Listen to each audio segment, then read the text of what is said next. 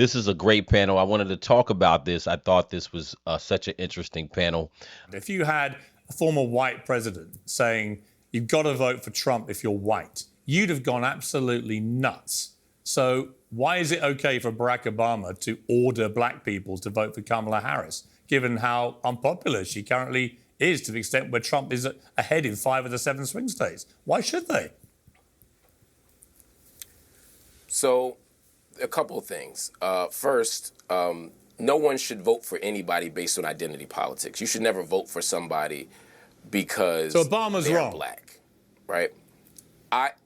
Yeah, Obama's wrong. I mean, I didn't vote for him. I love that. Like, oh, Obama's wrong. Yeah, Obama's wrong. Yeah, so we all agree. But we don't all agree though, because I don't think though. I think Obama's wrong for several reasons in that video. But Obama's not arguing that you should vote for Kamala Harris because she's black. He's arguing you should vote for them because you're black. In other words, she best represents your interests. That's not what Barack Obama was doing at all. Marc Lamont Hill is a very smart guy. You know what I'm saying? Professor. He knows better than that. That's not what Barack Obama was doing. What he was doing was basically telling black men, vote for her because you're black. That's all he was doing. He didn't mention any policy that was going to be beneficial. He didn't mention anything in relation to things that she was going to do. All he talked about was the fact that black men had an issue voting for her because she's a woman. That's all Barack Obama did. Let's be honest. I'm a Green Party member, right? That's not what he was I haven't saying. Voted Democrat. He was playing the race card. He was playing a skin color card. He was saying if you are black, you have a duty to vote for the black candidate. Yes, Obama is saying that black people, again, I disagree with him, but let's disagree with him for the right reason. He's saying that as black people, vote your interest. Don't reject this person. As a black person, you should vote for the person that uplifts the black community. That's her. And don't let your patriarchy, don't let your hatred of women, don't let your this make you not do it. My issue with it is it frames black people and black men in particular as pathological and people who act against their interests and acts as if black men don't. Also, it's ahistorical. Black men actually do vote Democrat. I argue more than they should. Yeah, he's saying he disagrees with Barack, but he's trying to reword it in a different way. That's essentially, it's not hard to understand.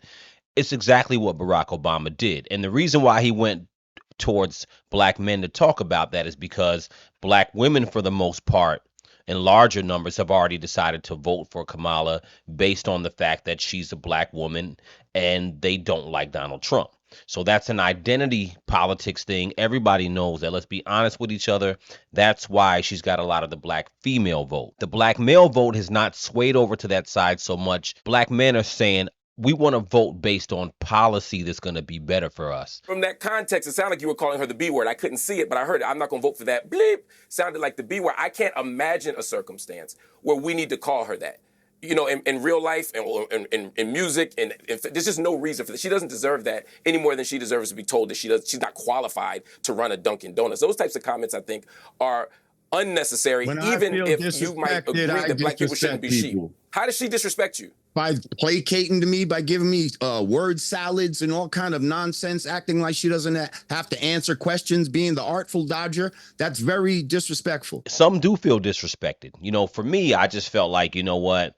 This person is obviously not the right person that represents my interest. You know, we're waking up as black people right now, and we're thinking for ourselves, and we're not just going along with the Democratic Party. First of all, I'm a registered independent, so don't act like I'm waving the Republican flag. But when it comes to leadership and all this type of thing, I don't see why we're trying to give this woman a promotion. She had one job, which was the border. She failed at that. They kept her in the background this whole time. I saw what they were going to do with her from the beginning, and I don't feel that she's the one. I'm sorry. And that's a really straightforward answer. You know what I'm saying? And that's what he said is essentially what most people who don't want to vote for her are saying. You know what It's something that I think black people are right to be upset about. And then there's also this. You are correct to say that there's nothing about Kamala Harris or Barack Obama, for being frank, that is black. I covered this on my show yesterday, went through Barack Obama's history. There is something that is very cartoonish about them working to blackify a politician before they run for office. And what I mean by that is like Barry Soetoro, first 8 years of his life grew up in Indonesia. Okay. Then he was with his white mother and his Indonesian stepfather. He then went to Hawaii, which had a population of just 5,000 Black people. 86% of them were in the military, and attended a school that is $31,000 per year. And it was all white people. He was raised by his white grandparents, the Dunnans. He's never lied about this, by the way. He then went off to college and had a white dorm mate, dated a white woman. There's nothing about Barack Obama's history that gives him, in my viewpoint, like the stepping ground to be talking to the brothers about the Black American experience. If you've ever even been to Hawaii, it doesn't even feel like America. Genuinely, it feels like we took this country from an Asian country, took this state from an Asian country. And so when you realize that and you see how right before they run, suddenly the story changes. They drop a book and they work to blackify themselves. Obama didn't know his father, his Kenyan father growing up. And now all of a sudden he wants to lean into this stereotype. To me, it feels like they're both wearing blackface. I can't sort through all of Kamala's various accents. There's so many of them. She's in front of a Latina crowd. Suddenly she's Selena, and she's speaking like a Latina. And then she's in front of a Jamaican crowd and she's dropping man. I can't deal with it. It is way too much Hollywood acting for me. Then she's got the black accent going and girl, what are you talking about? She's in front of a white crowd. She's speaking like a California Valley girl.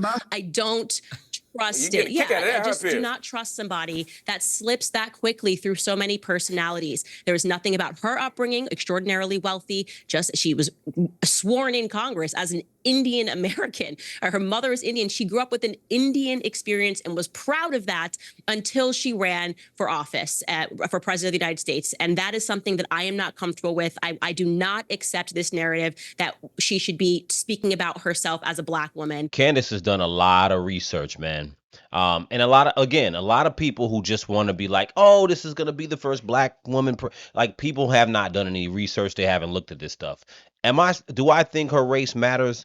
I don't think her race matters, but the way it's been used matters. And you have to understand that when you actually just do some basic research, she's done deep diving as far as Kamala's family and Barack Obama's family.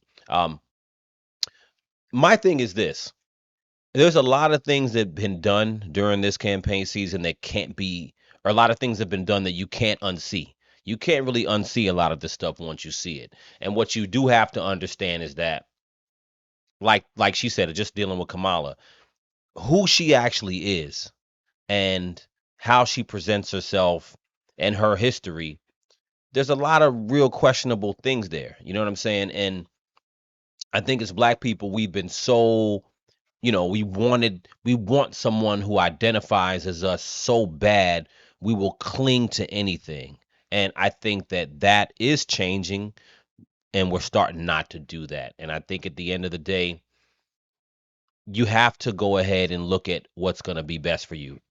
Everybody deals with identity politics to an extent, but I think as Black people, we connect to identity really, really hard for obvious reasons. I understand why, but I think that this is a time that we are definitely changing for the better. Whether you want to believe it or not, I mean, Candace did some deep diving and talked to family relatives and put together a family tree.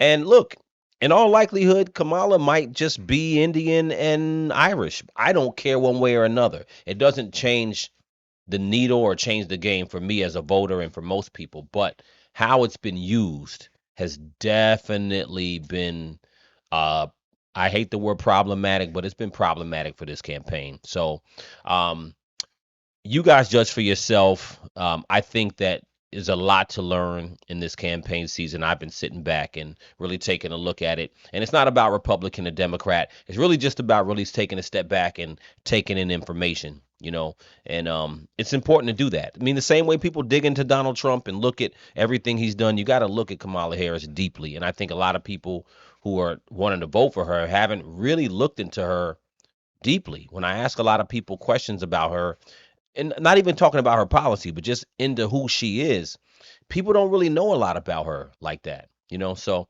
anyway, let me know what you guys think in the comments. I thought this was a dope panel, and a funny one at that. So let me know what you think. Crucial Combo.